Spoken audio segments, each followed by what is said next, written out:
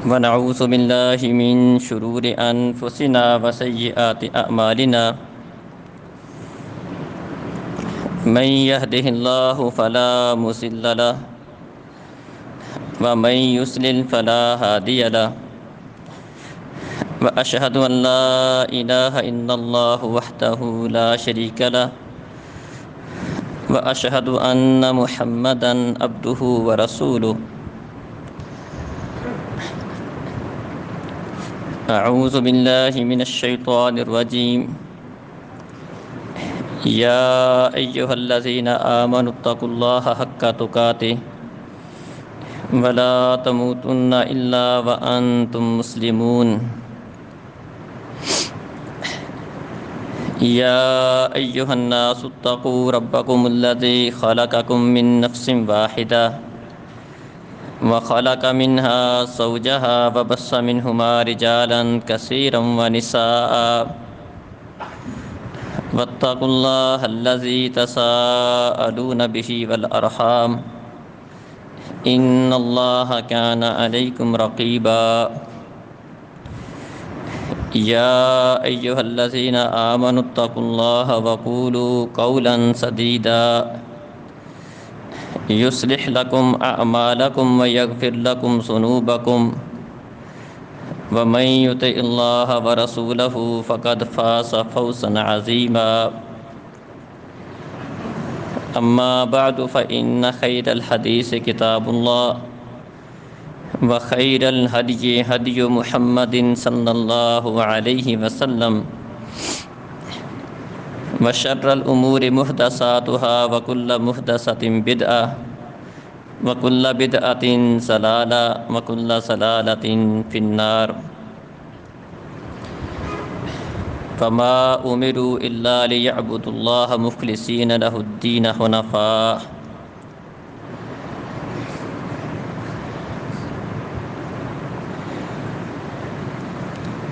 محترم عزیز بھائیوں اور بزرگوں، معزز ماؤں بہنوں،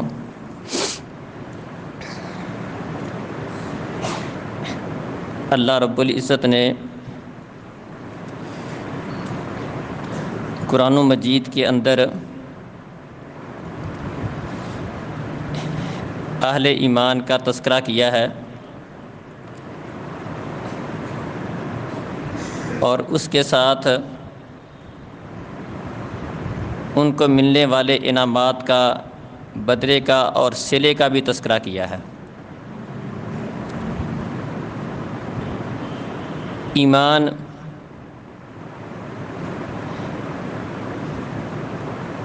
قول، دل کے یقین اور عمل کا نام ہے۔ اللہ رب العزت نے جہاں پر اہل ایمان کا تذکرہ کیا وہاں پر ان کی کچھ علامتیں اور نشانیاں اور صفات کا بھی تذکرہ کیا ہے۔ ایمان والے لوگ کس طرح کے ہوتے ہیں، ان کے کیا اوصاف ہیں، کیا خوبیاں ہیں، کون سے کاموں کو کرنے والے ہوتے ہیں اور کون سے کاموں سے وہ بچنے والے ہوتے ہیں۔ کیونکہ عمل کے ساتھ ہی ان کے عقیدے اور ان کے زبانی اقرار کا ثبوت ملے گا کہ یہ لوگ جو زبان سے کلمہ پڑھتے ہیں، اللہ کی توحید کا، پیارے نبی کی رسالت کا اقرار کرتے ہیں، اگر ان کے اندر اس طرح کے کام، اس طرح کا وصف ان کے اندر پایا جائے گا تو یہ اس بات کی دلیل ہے کہ یہ اپنی اس بات میں سچے ہیں۔ اسی طرح اللہ رب العزت نے قرآن مجید کے اندر دنیا میں پائے جانے والے ایک بہت بڑے گروہ کا تذکرہ کیا ہے جنہیں منافقین کہتے ہیں، جو اپنی زبانوں کے ساتھ تو دین اسلام کا اقرار کرتے ہیں، ظاہری طور پر اپنے آپ کو مسلمان ظاہر کرتے ہیں، لیکن ان کا باطن اس بات کی گواہی نہیں دیتا تو اللہ احکم الحاکمین نے ایسے لوگوں کی بھی کچھ نشانیاں بیان کی ہیں کہ جو زبان کے ساتھ تو اپنے آپ کو مسلمان کہلواتے ہیں، کلمہ بھی پڑھتے ہیں، اسلام کا دعویٰ کرتے ہیں، لیکن اپنے عمل سے وہ یہ بات ثابت کرتے ہیں کہ وہ اس دعوے میں سچے نہیں ہیں۔ لہذا قرآن مجید میں بہت ساری جگہوں پر اللہ رب العزت نے منافقین کا تذکرہ کر کے ان کی علامتیں اور ان کی نشانیاں بیان کی ہیں۔ سورۃ البقرہ کے اندر اللہ تعالیٰ نے اہل ایمان کا تذکرہ کیا اور اس کے بعد منافقین کا تذکرہ ہے، کافروں کا تذکرہ ہے، 3 بڑے بڑے گروہوں کا تذکرہ ہے۔ سورہ توبہ کے اندر، بلکہ سورہ توبہ ساری کی ساری منافقین کی علامتوں اور نشانیوں سے بری پڑی ہے۔ اس میں اللہ رب العزت نے منافقین کو لوگوں کے سامنے ننگا کیا ہے، ظاہر کیا ہے کہ یہ لوگ منافق ہیں جن کے اندر اس طرح کی علامتیں اور یہ نشانیاں پائی جاتی ہیں۔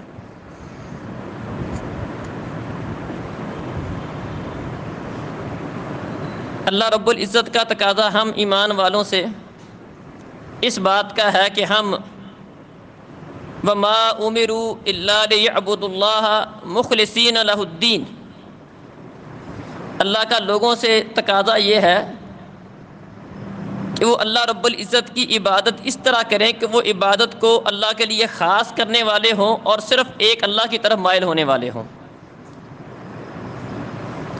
ان کے اندر نفاق نام کی کوئی چیز نہ ہو، دکھاوے نام کی کوئی چیز نہ ہو، ان کی عبادت اخلاص سے بھرپور ہو۔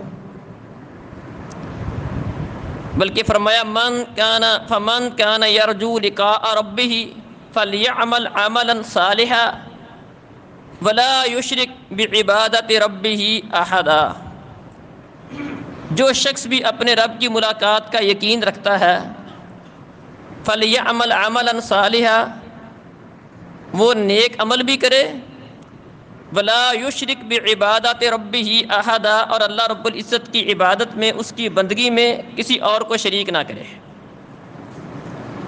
اللہ رب العزت کی عبادت اور بندگی میں شریک کرنا 2 طرح کا ہوتا ہے۔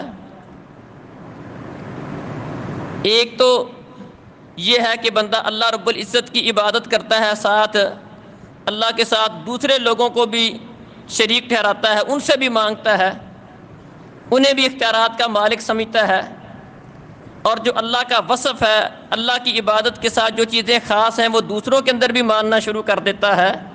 یہ چیز اللہ رب العزت کی عبادت میں شرک ہے۔ اور اللہ رب العزت کی عبادت میں شرک کی ایک اور قسم بھی ہے جس کا تذکرہ آگے آئے گا، جس کو ہم ریاکاری کہتے ہیں۔ یہ بھی اللہ رب العزت کی عبادت کے اندر ایک شرک ہے۔ تو اللہ رب العزت کا لوگوں سے مطالبہ یہ ہے کہ وہ صرف ایک اللہ رب العزت کی عبادت کریں اور اللہ کی عبادت میں کسی دوسرے کو اس کے ساتھ شامل نہ کریں۔ آج کے خطبہ جمعہ میں آپ بھائیوں کے سامنے اسی نفاق کے حوالے سے چند ایک باتیں آپ کے سامنے رکھوں گا، کیونکہ یہ بڑی ایک اہم موضوع ہے، بڑا اہم موضوع ہے یہ، اس کی بڑی اہمیت ہے۔ بعض لوگ یہ سمجھتے ہیں کہ نفاق تو صرف اور صرف نبی صلی اللہ علیہ وسلم کے زمانے کے ساتھ خاص تھا، منافق تو وہ تھے جو مدینہ میں صرف پائے جاتے تھے، اس لیے وہ اس بارے میں اپنے آپ کو بے فکر سمجھتے ہیں۔ جس طرح ایمان کی ہمیں فکر ہونی چاہیے، اس طرح ہم اپنے ایمان کی فکر نہیں کر پاتے۔ نفاق 2 طرح کا ہوتا ہے، ایک اعتقادی نفاق ہے۔ اعتقادی نفاق کا مطلب یہ ہے کہ بندہ زبان کے ساتھ تو کلمہ پڑھتا ہے، اسلام کا اظہار کرتا ہے، لیکن دل میں کفر ہے، دل سے نہیں مانتا۔ اس کو اعتقادی منافق کہتے ہیں، اور اس کا انجام جہنم کی آگ ہے، اور ہمیشہ ہمیشہ ایسا بندہ جہنم میں رہے گا۔ بلکہ اس کا انجام اللہ تعالیٰ نے کافروں سے بھی بدتر قرار دیا ہے کہ کافر تو ظاہری دشمن ہے اسلام کا، پتہ ہے کہ یہ کافر ہے، مسلمان نہیں ہے، کلمہ نہیں پڑھتا، اسے اسلام کی کوئی سمجھ بوجھ نہیں ہے، لیکن چونکہ منافق اسلام کی کچھ نہ کچھ سمجھ بوجھ بھی رکھتا ہے، لیکن سمجھ بوجھ کے باوجود وہ تذبذب کا شکار ہوتا ہے اور دل سے اس بات کو نہیں مانتا، ظاہری طور پر تو وہ مسلمانوں والے کچھ کام کرتا ہے، بعض اوقات جہاد کے لیے بھی مسلمانوں کے ساتھ نکل جاتا ہے، لیکن اس کے دل میں یقین پختہ نہیں ہوتا، ایمان پختہ نہیں ہوتا، اپنے رب کے اوپر یقین نہیں ہے، ایمان نہیں ہے، ڈاواں ڈول ہوتا ہے، کبھی ادھر ہوتا ہے کبھی ادھر ہوتا ہے، اسے سمجھ نہیں آتی۔ ایسا بندہ اعتقادی منافق ہے، جس کو اپنے رب کے بارے میں، پیارے نبی کی رسالت کے بارے میں، اللہ کی توحید کے بارے میں، اسلام کے بارے میں شرح صدر نہ ہو، دل کے ساتھ ان چیزوں کو قبول نہ کرے۔ ان کا انجام اللہ رب العزت نے قرآن مجید کے اندر بیان کیا ہے، ان اللہ جامع المنافقین والکافرین فی جہنم جمیعا۔ اللہ کافروں کو اور منافقوں کو سب کو جہنم میں اکٹھا کرے گا۔ جو انجام کافروں کا ہے اسی طرح کا انجام ایسے منافقوں کا بھی ہے، بلکہ اللہ تعالیٰ کا فرمان ہے، ان المنافقین فی الدرک الاسفل من النار ولن تجد لهم نصیرا۔ منافق جہنم کے سب سے نچلے گڑھے میں ہوں گے، نچلے درجے میں ہوں گے۔ جس طرح جنت کے اللہ نے درجات بنائے ہیں، اسی طرح جہنم کے بھی درجات ہیں، تو سب سے جو گہرا درجہ ہے، سب سے جو گہرا جہنم کا حصہ ہے، خطرناک حصہ ہے، وہاں اللہ رب العزت منافقین کو رکھے گا۔ اور ایسے لوگوں کے متعلق اللہ رب العزت نے اس بات سے سختی سے منع کر دیا، وَلَا تُصَلِّ عَلَىٰ أَحَدٍ مِّنْهُمْ مَاتَ أَبَدًا وَلَا تَقُمْ عَلَىٰ قَبْرِهِ۔ اے نبی، آپ نے ان میں سے کسی کا نماز جنازہ نہیں پڑھانا، ان میں سے کسی کی قبر پر کھڑے نہیں ہونا، ان میں سے کسی کے لیے استغفار نہیں کرنا، اللہ سے رحمت اور بخشش کی دعا نہیں کرنی۔ وجہ کیا ہے؟ انہم کفروا باللہ ورسولہ وماتوا وہم فاسقون۔ وجہ یہ ہے کہ انہوں نے اللہ کا کفر کیا ہے، اس کے رسول کے ساتھ کفر کیا ہے اور نافرمانی کی حالت میں مرے ہیں۔ اسی نفاق پر ان کی موت آئی ہے، اسی کفر پر، اسی فسق پر، اسی نافرمانی پر مرے ہیں۔ لہذا ان میں سے اگر کوئی بندہ مر جائے، نہ آپ نے ان کا جنازہ پڑھانا ہے، نہ ان کے لیے استغفار کرنی ہے، اور نہ ہی ان میں سے کسی کی قبر پر بھی نہیں کھڑے ہونا، آپ نے یہ کام نہیں کرنا۔ یہ وہ والے منافق ہیں جن کو ہم اعتقادی منافق کہتے ہیں۔ ان کا ایک بہت بڑا حصہ مدینہ کے اندر موجود تھا، جس کی عام طور پر ایک بڑی مثال عبداللہ بن ابی کے ساتھ دی جاتی ہے۔ عبداللہ بن ابی اور اس کے دوسرے کئی ساتھی وہ اعتقادی منافق تھے، اور عبداللہ بن ابی کا جنازہ پڑھانے کے لیے جب نبی کریم صلی اللہ علیہ وسلم کھڑے ہوئے تھے، عمر فاروق رضی اللہ عنہ انہیں روکنے لگے تھے، تو اس کے بعد یہ آیت نازل ہوئی تھی کہ اللہ تعالیٰ نے اپنے نبی کو ان کا جنازہ پڑھانے سے، ان کے لیے دعائے مغفرت کرنے سے منع کر دیا تھا۔ آج کل بھی اس طرح کے کئی لوگ موجود ہیں، ظاہری طور پر اسلام کا دعویٰ کرتے ہیں، لیکن اسلام کی بنیادی باتیں جب مسلمانوں سے ملتے ہیں، کئی لوگ ایسے ہیں کہ جو قرآن ہمارے پاس موجود ہے، 30 پاروں والا قرآن ہے، وہ اس قرآن کو کامل اور مکمل نہیں سمجھتے۔ وہ یہ سمجھتے ہیں کہ یہ وہ والا قرآن نہیں ہے، یہ ناقص ہے، اس میں کمی ہے، اصل قرآن وہ ہے جو وہ مہدی غار میں لے کر چھپ گئے تھے۔ مسلمانوں کے سامنے، عام ایمان والوں کے سامنے آ کر وہ اسلام کا دعویٰ کریں گے، لیکن آپس میں بیٹھیں گے تو وہ اس قرآن کو ماننے والے نہیں ہیں۔ مسلمانوں کے سامنے آئیں گے تو کبھی اس طرح کی بات نہیں کریں گے، آپس میں بیٹھیں گے تو صحابہ کو گالی نعوذ باللہ دیں گے۔ تو اس طرح کی مثالیں آج کل کے دور میں بھی موجود ہیں۔ جس طرح کہ یہ اعتقادی منافق پیارے نبی صلی اللہ علیہ وسلم کے زمانے میں تھے، اس طرح کے منافق آج بھی دنیا میں موجود ہیں۔ دوسری قسم منافقین کی وہ ہے جو عملی منافق ہیں۔ عملی منافق کا مطلب یہ ہے کہ دل میں تو ایمان ہے، نفاق نہیں ہے، اخلاص کے ساتھ، سچے دل کے ساتھ وہ ایمان لاتے ہیں، کلمہ پڑھتے ہیں، اور دل کے ساتھ بھی انہیں یقین ہے، اللہ کے اوپر انہیں یقین ہے، پیارے نبی کی رسالت کو مانتے ہیں، اسی قرآن کو مانتے ہیں، لیکن اس کے ساتھ ساتھ ان کے اندر کئی سارے کام اس طرح کے پائے جاتے ہیں جو مسلمانوں کے شایان شان نہیں ہیں، بلکہ وہ کام، وہ کرتوتیں، وہ عمل منافقوں کے ہیں۔ اس طرح کے معاملات منافق کرتے ہوتے ہیں۔ تو کچھ منافق وہ ہیں جو بنیادی طور پر تو ان کے اندر ایمان موجود ہے، دل کے ساتھ بھی ایمان لاتے ہیں، دل میں بھی ایمان ہے، یقین ہے، سب کچھ موجود ہے، اقرار بھی ہے، ایمان بھی ہے، یقین بھی ہے، اور ایمان کا جو تقاضا ہے اس کے مطابق ان کا عمل بھی ہے۔ لیکن اس کے ساتھ ساتھ ان کا معاملہ اس طرح کا ہے کہ ان کے اندر کئی سارے ایسے معاملات پائے جاتے ہیں جن کو پیارے نبی صلی اللہ علیہ وسلم نے ان اعمال کو منافقوں کی نشانی قرار دیا ہے۔ ان کو کہتے ہیں عملی منافق۔ اعتقادی تو منافق نہیں ہے، اعتقاد عقیدہ ٹھیک ہے، لیکن اپنے عمل کے لحاظ سے ان میں سستی پائی جاتی ہے۔ تو ایسے جو منافق ہیں ان کو عملی منافق کہا جاتا ہے۔ عملی منافق ہمیشہ جہنم میں تو نہیں رہے گا، لیکن یہ کبیرہ گناہ کا مرتکب ہونے والا ہے، اور بعض اوقات ایسا ہوتا ہے کہ وہ عملی نفاق جو ہے وہ اعتقادی نفاق کا پتہ دے رہا ہوتا ہے۔ عملی نفاق سے بندہ اپنے آپ کو اعتقادی منافق ثابت کر رہا ہوتا ہے، اور بعض اوقات ایسا ہوتا ہے کہ اعتقاد تو عملی ہے لیکن آہستہ آہستہ یہ عملی جو نفاق ہے وہ اس کو عقیدے کی نفاق کی طرف لے جاتا ہے۔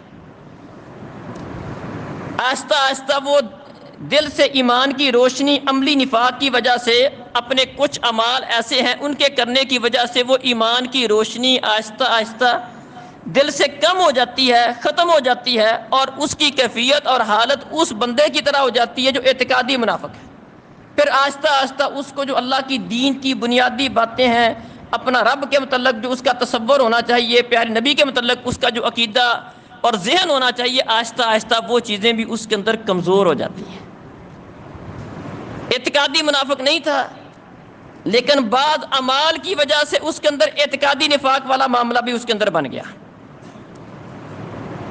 تو جس طرح اعتقادی نفاق سے اپنے آپ کو پاک رکھنا ضروری ہے، عقیدے کے لحاظ سے مخلص ہونا ضروری ہے، دل میں بھی عقیدہ پختہ ہو اور اس کے مطابق عمل ہو، تو اسی طرح عملی طور پر بھی بندے کو اپنے آپ کو پختہ رکھنا اور ان کاموں سے بچانا ضروری ہے جن کاموں کی وجہ سے بندہ اس کو منافق کہا گیا ہے یا منافقین کی لسٹ میں اس کا شمار کیا گیا ہے، یا جن کاموں کو منافقین کی علامت بیان کیا گیا ہے، کیونکہ اس کا نتیجہ یہ نکلتا ہے کہ بعض اوقات ایسا ہوتا ہے کہ بندہ اعتقادی منافق تو نہیں تھا، اگرچہ یہ عملی نفاق بھی اپنے انجام کے لحاظ سے، گناہ کے لحاظ سے بہت بڑا گناہ ہے، لیکن بعض اوقات ایسا ہوتا ہے کہ عملی نفاق کی وجہ سے، عمل کی کمزوری کی وجہ سے بندے کے اندر اعتقادی نفاق بھی آ جاتا ہے۔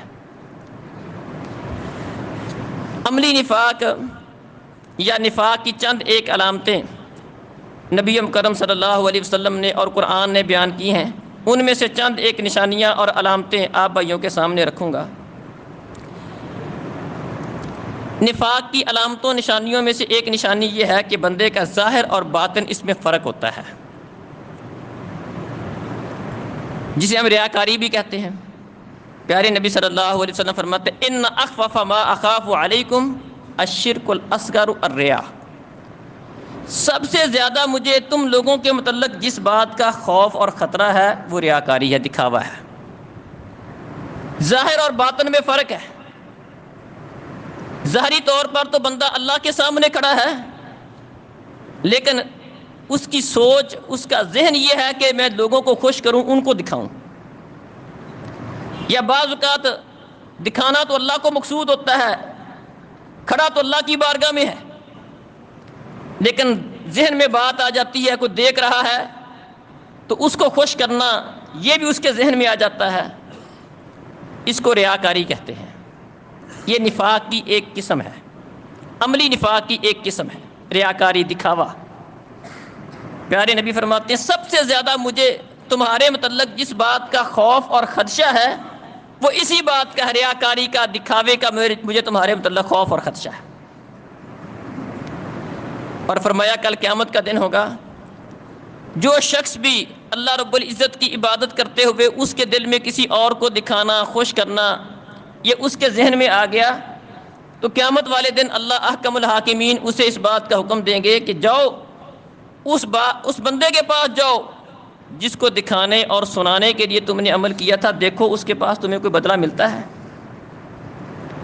بلکہ ایک حدیث میں آیا من تسمع سمعہ اللہ بہ، جو شخص لوگوں کو سنانے کے لیے عمل کرتا ہے یا لوگوں کو دکھانے کے لیے عمل کرتا ہے، کل قیامت کا دن ہوگا، اللہ تعالیٰ بھی اس کی بات لوگوں کو سنائے گا اور اس کو دکھائے گا۔ سنانے اور دکھانے کے لیے عمل کرنے کا مطلب یہ ہے کہ بعض اوقات بندہ عمل کر رہا ہے، کوئی دیکھ رہا ہے تو اس کو خوبصورت کر رہا ہے یا کسی کے سامنے اچھا عمل پیش کر رہا ہے صرف دوسرے کو خوش کرنے کے لیے، یہ دکھانا ہو گیا۔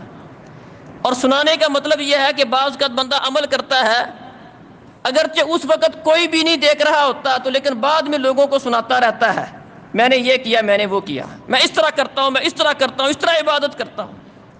بعض اوقات اس طرح ہوتا ہے کہ بندہ کسی کے ساتھ کوئی نیکی کرتا ہے، اس وقت تو کوئی اس کو کچھ نہیں کہتا، کسی کو کوئی نیکی کر دی، کسی کو کوئی چیز دے دی، لیکن بعد میں کسی اور موقع پر اس کو سنائی کرتا ہے، فلاں موقع پر تیرے ساتھ میں نے ایسے کیا تھا، تجھے اس مقام تک لانے والا میں ہوں، تیرے ساتھ میں نے فلاں فلاں موقع پر اس طرح کیا تھا، اپنی اس نیکی کو سناتا ہے۔ تو جو شخص اپنی نیکی کو کسی دوسروں کو دکھاتا ہے یا کسی دوسرے کو سناتا ہے، تو سنانے کے اندر دونوں باتیں شامل ہیں۔ نیکی کر کے رات کی تنہائی میں نیکی کی ہے، صبح بتاتا ہے، لوگوں کو بتاتا رہتا ہے میں اس طرح کرتا ہوں اور اس طرح کرتا ہوں، مقصد اس کا یہ ہے لوگوں کو سنانا، اپنے آپ کو نیک ظاہر کرنا۔ یا کسی کے ساتھ نیکی کرتا ہے اور کوئی بھی موقع ملتا ہے تو اس کو باور کرواتا ہے، تیرے ساتھ میں نے ایسے کیا تھا اور ایسے کیا تھا اور ایسے کیا تھا، اپنی اس نیکی کو سناتا رہتا ہے۔ اللہ اکبر۔ پیارے نبی صلی اللہ علیہ وسلم فرماتے ہیں کل قیامت کا دن ہوگا، سمع اللہ بہ، اللہ تعالیٰ اس کی باتیں لوگوں کو سنائے گا، اس کی چھپی ہوئی باتوں کو لوگوں کو سنائے گا، اور اس کے چھپے ہوئے گناہوں کو اللہ تعالیٰ لوگوں کے سامنے ظاہر کرے گا، کیونکہ جس طرح کا بندہ دنیا میں عمل کرتا ہے جزا بھی اللہ تعالیٰ اسی جنس کی بندے کو دیتا ہے۔ تو چونکہ یہ ریاکاری کرنے والا تھا، دکھاوا کرنے والا تھا، سنانے والا تھا، اللہ رب العزت کل قیامت والے دن بھی اس کے ساتھ اسی طرح کا معاملہ کرے گا، اس کے معاملات لوگوں کو سنائے گا۔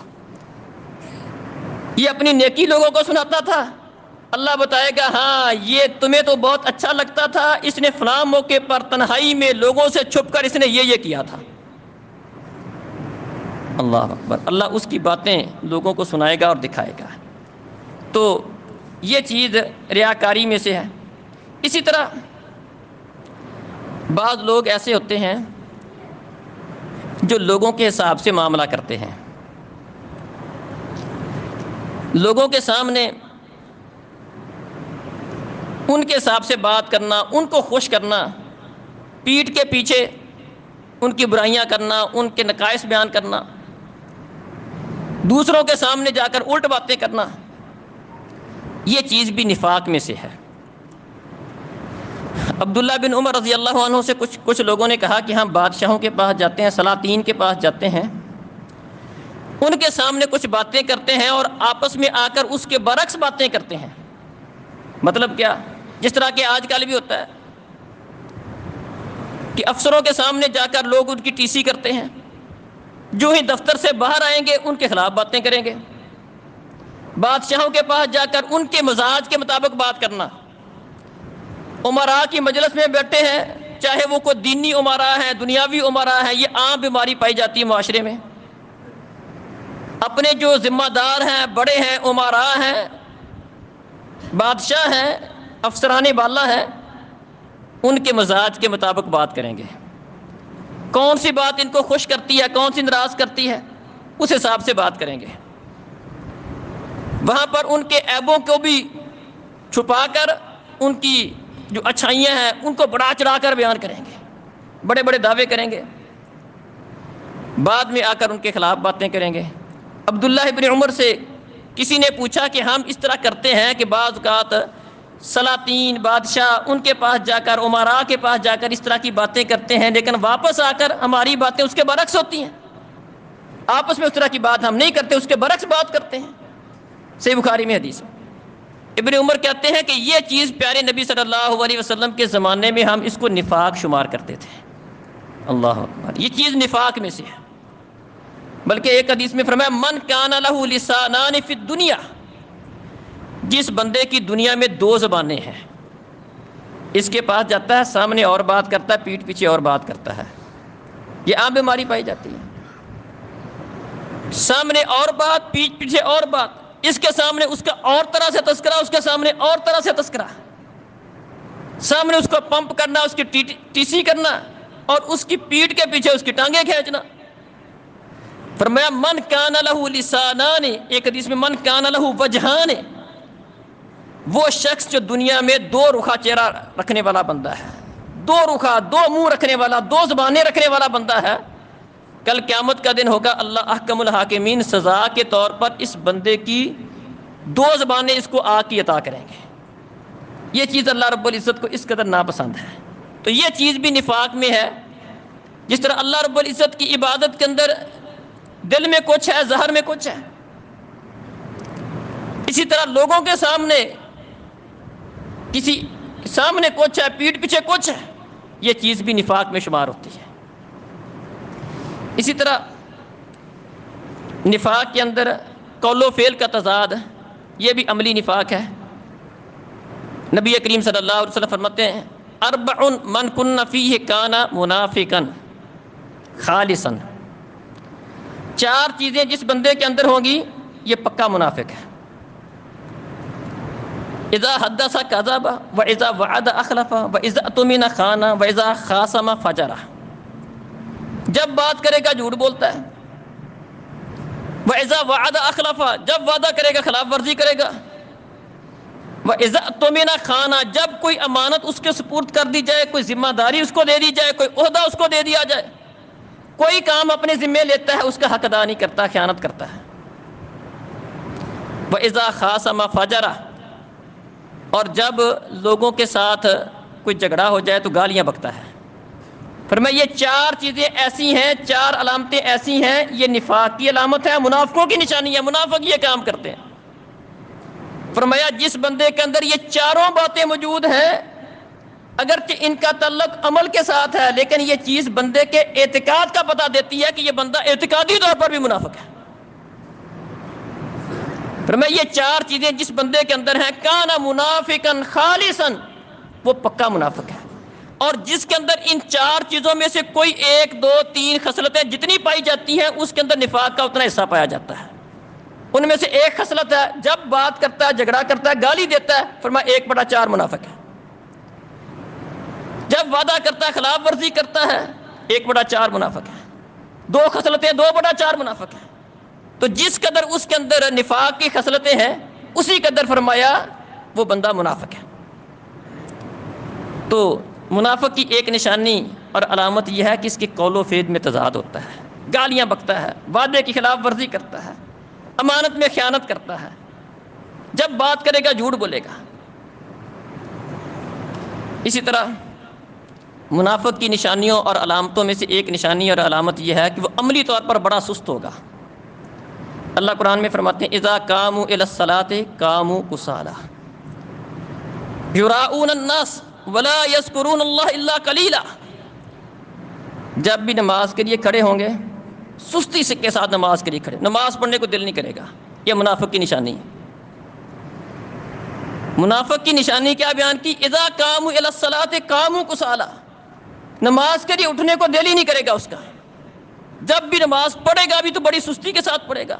یراؤون الناس، لوگوں کو دکھانے کے لیے، ولا یذکرون اللہ الا قلیلا، اور نماز میں تھوڑا ہی اللہ کا ذکر کرے گا، 2-4 ٹھونگے مارے گا، نکل جائے گا۔ منافق کی نشانی بیان کی، یہ منافق کی علامتیں بیان ہو رہی تھی۔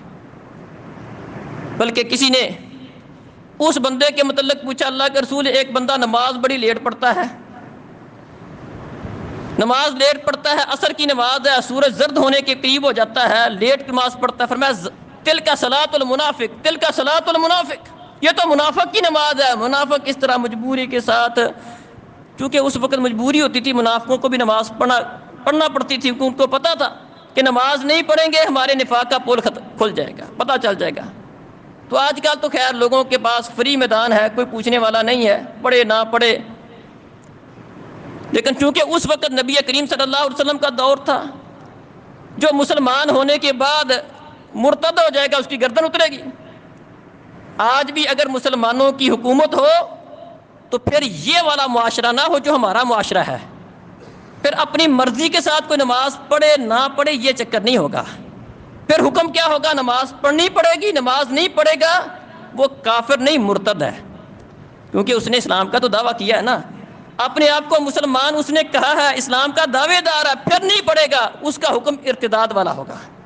پھر حاکم وقت اس کو یا تو مجبور کرے گا، اس سے توبہ کروائے گا، یا اس کی گردن اتارے گا. تو خیر، منافقوں کی علامتوں اور نشانیوں میں سے ایک علامت اور نشانی کیا ہے؟ اللہ کے ذکر میں سستی کرنا، قرآن پڑھنے کو دل نہ کرنا، نماز میں دل نہ لگنا. کرے گا تو سستی کے ساتھ، دکھاوے کے ساتھ 2-4 ٹھونگے مارے گا. یہ منافق کی نشانی ہے. اور اسی طرح عملی نفاق، اس میں سے ایک نشانی کیا بیان کی؟ فرمایا من مات ولم یغد ولم یحدث به نفسه مات علی شعبۃ من النفاق. جو بندہ اس حالت میں مر گیا کہ ساری زندگی نہ اس نے کبھی جہاد کیا اور نہ ہی کبھی اس کے دل میں جہاد کی تمنا، جہاد کی آرزو، جہاد کی خواہش، جہاد کی کوئی نیت اس کے دل میں آئی، فرمایا مات علی شعبۃ من النفاق. یہ بندہ بھی نفاق کے ایک شعبے اور ایک شاخ پر مرے گا. اس کے اندر بھی کچھ نہ کچھ نفاق پایا جاتا ہے، جس دل کے اندر جہاد کا جذبہ نہیں ہے، شہادت کی کوئی تمنا، شہادت کی کوئی آرزو، اس کے لیے کوئی تیاری، کوئی ذہن، کوئی سوچ، کوئی اللہ سے دعا، یہ چیز اس کے دل میں کبھی نہیں آئی. فرمایا مات علی شعبۃ من النفاق. ایسا بندہ بھی نفاق کے ایک شعبے پر مرے گا. اسی طرح منافق کی ایک نشانی اللہ نے قرآن میں یہ بیان کی ہے کہ وہ خود بھی سستی کرتے ہیں، اور جو لوگ بڑھ چڑھ کر صدقہ خیرات کرتے ہیں، نیکی کے کام کرتے ہیں، ان کو مذاق کرتے ہیں. منافقوں کی نشانی اور علامت یہ ہے کہ وہ نیکی کرنے والوں کو بھی مذاق کریں گے، خود نیکی کرنا نہیں. اللہ نے قرآن میں بیان کیا، اللہ نے صدقے کا حکم دیا تو کچھ لوگ وہ تھے جو بڑھ چڑھ کے صدقہ کرنے والے تھے، اور کچھ لوگ وہ تھے جن کے پاس نہیں تھا، وہ محنت مزدوری کر کے صدقہ کرتے تھے. منافق دونوں پر تان کرتے تھے. جو زیادہ کرتے تھے وہ ان کو ریاکار کہتے تھے، جو اپنی محنت کے ساتھ تھوڑا بہت رات بھر کمائی کر کے کچھ نہ کچھ لا کر پیارے نبی کی خدمت میں پیش کرتے تھے، ان کو کہتے تھے لو اللہ نے اس صدقے کا 1 کلو کھجور کا اللہ کو کیا ضرورت ہے، اس کو اللہ نے کیا کرنا ہے، اس پہ بھی تان کرتے تھے. تو منافقوں کی ایک نشانی اور علامت یہ ہے کہ وہ خود بھی اچھا کام نہیں کریں گے. جو اچھا کرنے والے ہیں، کوئی داڑھی رکھنے والا ہے، شلوار ٹکنے سے اوپر رکھنے والا ہے، 5 وقت کا نمازی ہے، اللہ سے ڈرنے والا ہے، متقی ہے، پرہیزگار ہے، اس کو مذاق کریں گے. آیا تو بڑا متقی پرہیزگار، بڑا تو بچنے والا آیا، تو اس کو اس طرح کی باتیں وہ کریں گے. یہ نفاق کی علامت اور نشانی ہے.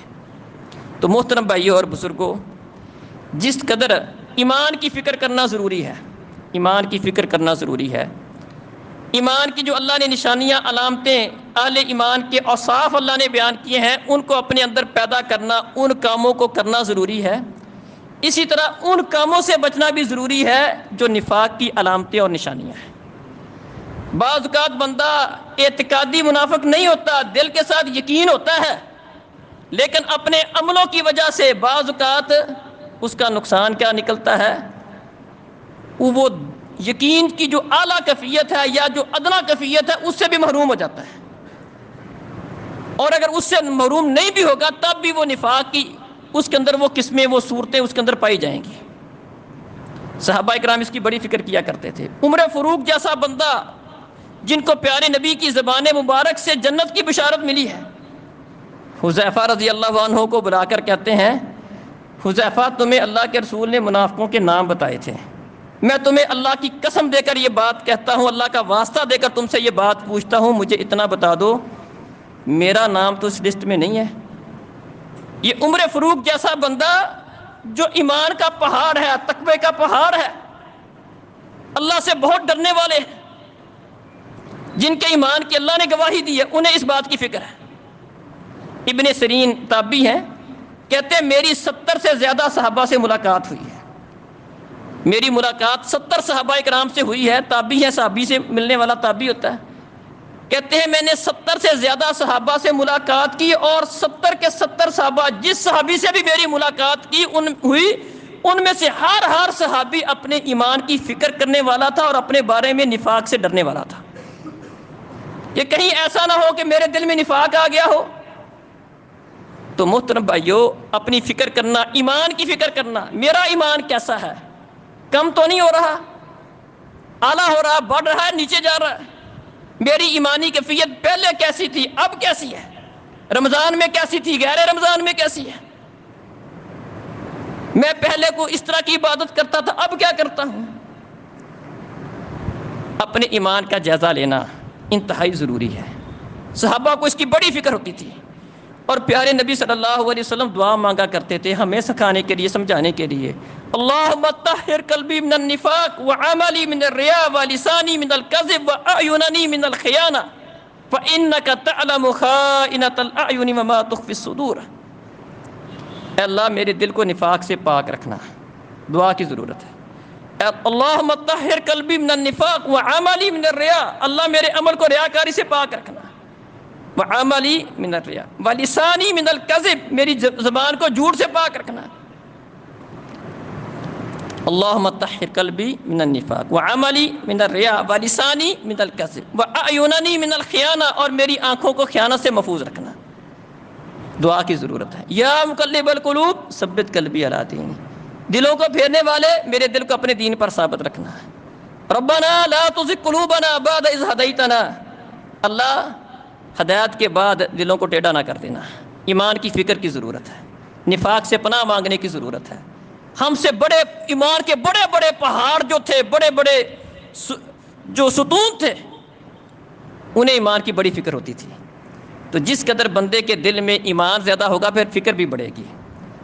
تو محترم بھائیوں اور بزرگوں، منافقین کی خصلتیں، علامتیں، نشانیاں، ان کو آپ مزید غور سے پڑھیں. قرآن نے اس کے اندر بہت ساری نشانیاں بیان کی ہیں، اور ہمیں کوشش کرنی چاہیے کہ اپنے اندر وہ والی نشانیاں، وہ والی علامتیں ہمارے اندر موجود نہ ہوں، اور اپنے اندر وہ والے اوصاف پیدا کریں جو اللہ رب العزت نے اہل ایمان کے اوصاف بیان کیے ہیں.